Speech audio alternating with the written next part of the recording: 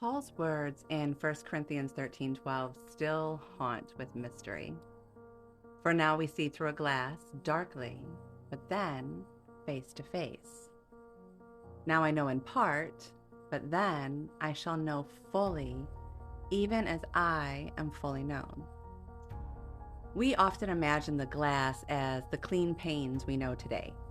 But in Paul's time, the Greek word esoptron meant mirror, and mirrors then were crude, polished bronze, imperfect glass. They reflected, yes, but always distorted. The edges bent, the image dim, never quite true. To see through a glass darkly is to see your life like that, in riddles. And Paul chooses that word intentionally, enigmati, the root for our enigma. We perceive reality in fragments, in symbols, in partial codes, like trying to piece together a whole face from shards of reflection. And isn't that what it feels like to live in this body? We don't see reality raw. Neuroscience confirms what Paul prophesied. The brain filters every image, every sound through memory, trauma, and bias. We do not know in full, we know in part. This is where psychology meets scripture. God designed our brains with mirror neurons, cells that fire not only when I act, but when I see you act. If you wince in pain, my brain reacts as though I've been struck. If you smile, my brain lights up as though I've smiled myself. This is how we attune, empathize, and know one another. It is the biological infrastructure of face-to-face. But here's the tragedy. Trauma distorts the mirror. When my nervous system is stuck in fear, those neurons misfire. Instead of perceiving you truly, I project my own shadow onto your face. I don't see you, I see me reflected back.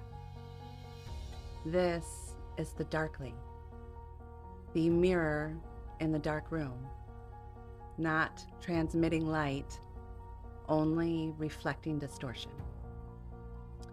Cognitive science backs this too. Our perception is not a clean window, but a construct.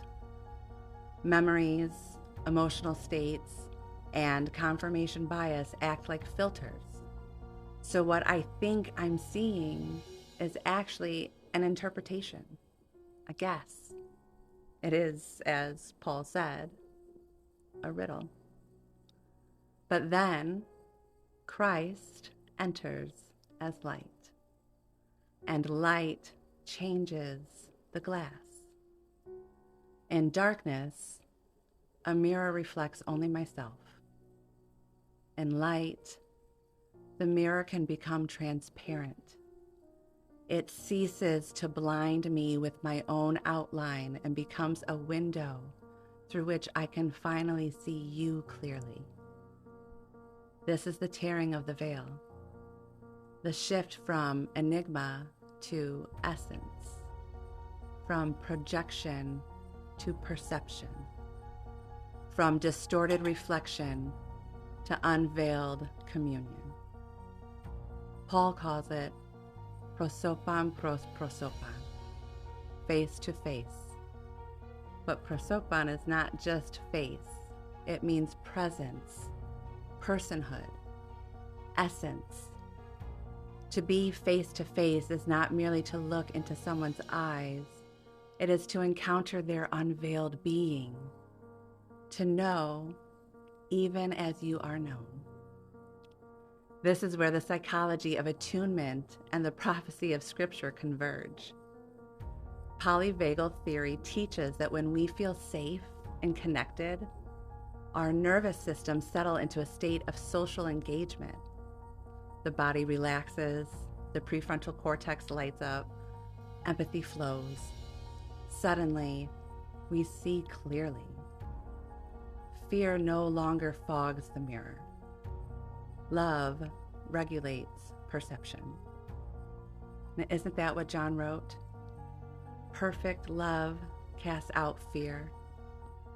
Fear makes the glass dark. Love makes it clear. And this is why Paul says, just verses earlier, that knowledge will pass away, but love remains. Because love is what clears the glass. Love is what takes the riddle and makes it revelation. Love is what turns the mirror into a window. So now, we live in the enigma. We see in riddles, in projections, in half-truths. But then, when the light of Christ fully floods us, we will see not in part, but in wholeness. Not reflection, but reality.